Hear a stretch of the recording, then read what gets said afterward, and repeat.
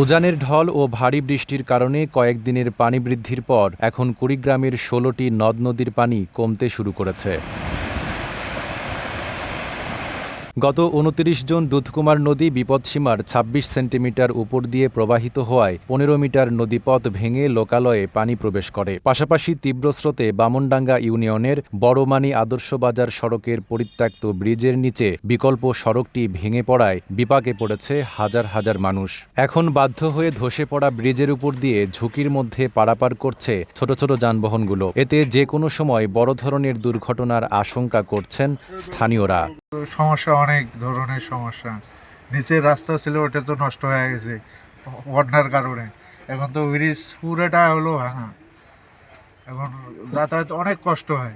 এটার সমস্যায় ডাবি গেছি, ডাবার সমস্যায় রাস্তা দিয়েছে ডাইভারশন রাস্তা, সে রাস্তাও ভাঙে গেছে। এখন ব্রিজ দিয়ে পার হওয়ার অনেক সমস্যা দেখা গেছে।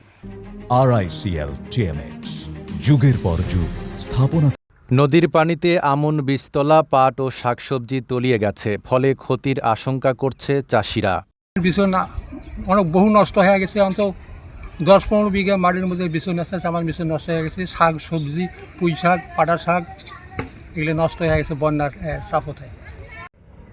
হঠাৎ কিছু বাড়িতে পানি ঢুকে পড়ায় বিপাকে পড়েছেন স্থানীয়রা। রান্নাবান্না ও স্বাভাবিক চলাচলে দেখা দিয়েছে সমস্যা। এদিকে পানি উন্নয়ন বোর্ড বলছে, নদ-নদীর পানি কমতে শুরু করায় কিছু এলাকায় ভাঙন দেখা দিয়েছে। ইতোমধ্যে ২৩টি পয়েন্টে ভাঙন শনাক্ত করা হয়েছে। একটি চলমান প্রকল্প রয়েছে ধরলা এবং দুধকুমার নিয়ে। আমাদের প্রতিটি নদীভিত্তিক একটি করে প্রকল্প এডিবিভুক্ত। সেই প্রকল্পের আওতায় যে সিসি ব্লক দ্বারা পার্মানেন্ট কাজ হচ্ছে, বাইরেও কিছু ভালনারেবল জায়গা রয়েছে যেগুলো বর্ষায় ক্ষতিগ্রস্ত হচ্ছে।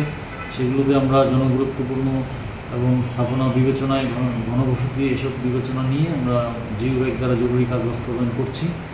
বাকি কিছু জায়গায় এখনও আমরা শুরু করতে পারিনি, সেগুলো আমরা পর্যায়ক্রমে প্রায়োরিটি দিয়ে আমরা শুরু করব।